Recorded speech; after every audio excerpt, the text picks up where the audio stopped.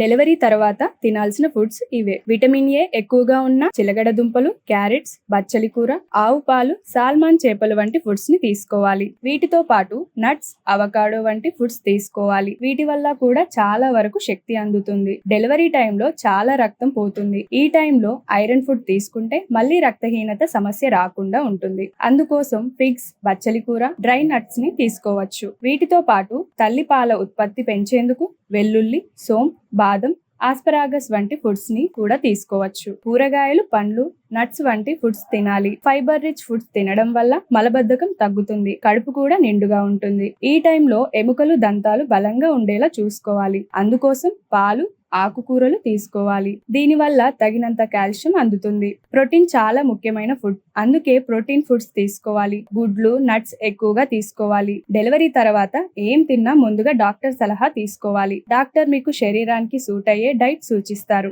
మరిన్ని విషయాల కోసం మా అశ్విని హాస్పిటల్ ని సంప్రదించండి. మా హాస్పిటల్ ఎల్లారెడ్డిపేటలో బస్టాండ్ ఎదురుగా కలదు. మా నెంబర్స్ 9550588377, 9100093338.